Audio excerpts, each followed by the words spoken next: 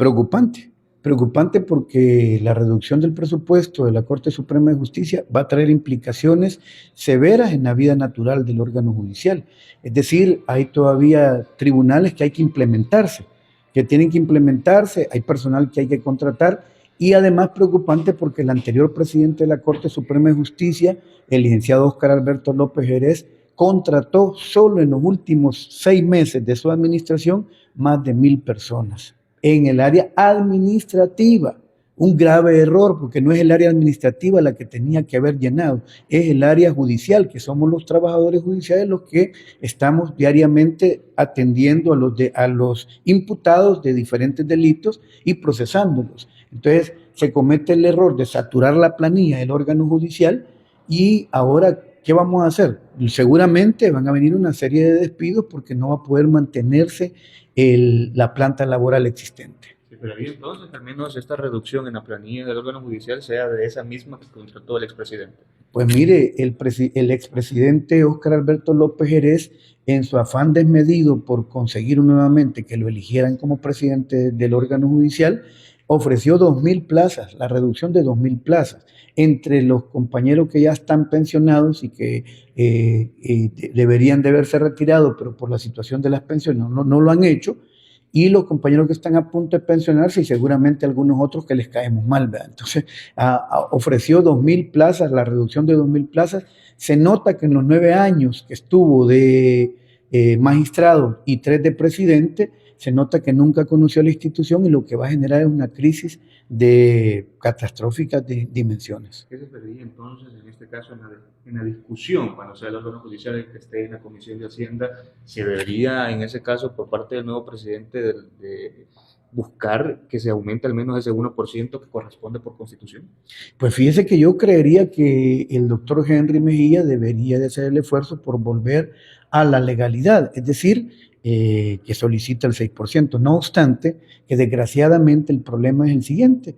En el presupuesto de la Corte Suprema de Justicia, que fue presentado al Ministerio de Hacienda y que está adherido con el presupuesto general de la Nación, es el magistrado Óscar Alberto López Jerez, en su función como presidente, quien envió el presupuesto con 97.600.000 dólares menos, que es el equivalente a un 1% menos del presupuesto general de la Nación, que corresponde al 6% al órgano judicial. Entonces, ¿qué va a pasar en este momento? Y esta es nuestra preocupación. Los diputados, por Ministerio de Ley y por Constitución, no pueden trastocar el proyecto de presupuesto presentado por el órgano judicial. Eso quiere decir que entonces ellos van a decir, bueno, aquí hay este presupuesto con 400 infracciones, no recuerdo exactamente la cifra, y así nos lo pidieron y así lo vamos a aprobar. Entonces, creo que el margen de maniobra para el magistrado Henry Mejía, el actual presidente de la Corte Suprema de Justicia, es muy reducido ante la realidad de lo que ya se presentó. Pues así lo veo yo, es inminente, pero por eso estamos haciendo el llamado como trabajadores, no solo por el órgano judicial, sino por todas las demás instituciones del Estado y particularmente los trabajadores de salud y de educación. Estamos haciendo el llamado a un diálogo con el presidente de la República. Estamos pasando de la protesta a la propuesta. Es decir, algunos sectores, algunas organizaciones sindicales han planteado marchar el día 19 de octubre. Nosotros estamos planteando una solicitud de audiencia al presidente de la República para plantearle algunas propuestas que tenemos para mejorar la calidad de trabajo que realizamos en las diferentes instituciones del Estado y a cambio de eso pues poder conservar el presupuesto que tenemos de tal manera que no se trastoque en ningún momento la planta laboral de las diferentes instituciones del Estado. Por lo menos los trabajadores de salud y educación mencionaban una reunión que quieren sostener con el ministro de Hacienda y de Trabajo.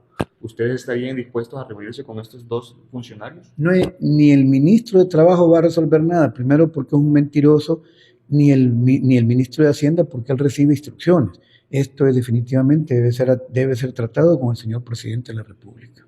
Ahora, si en caso de esto no se resuelve o no le dan salida, ¿estarían dispuestos a acompañar a las demás organizaciones en un movimiento?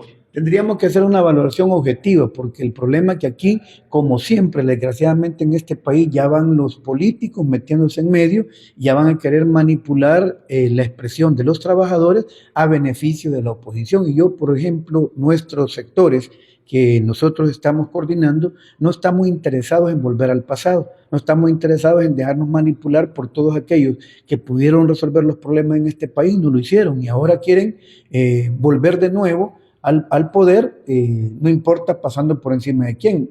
¿Qué hizo Arena? ¿Qué hizo el FMLN? Causarnos un grave daño a los trabajadores, nunca resolvieron nada, nos dejaron las pensiones tal cual están, y entonces ahora nos van a venir a decir que ellos son los adalides de la justicia, que ellos son los que van a resolver los problemas. Entonces, lo que menos queremos es que el sector de los trabajadores sea manipulado o instrumentalizado por los políticos que anteriormente administraron este país y que lejos de resolverlo, a ellos les debemos esta grave crisis en el presupuesto general de la nación. No nos podemos hacer los locos. Nosotros hemos demandado y seguimos demandando que el presidente pudiese negociar con los organismos internacionales, con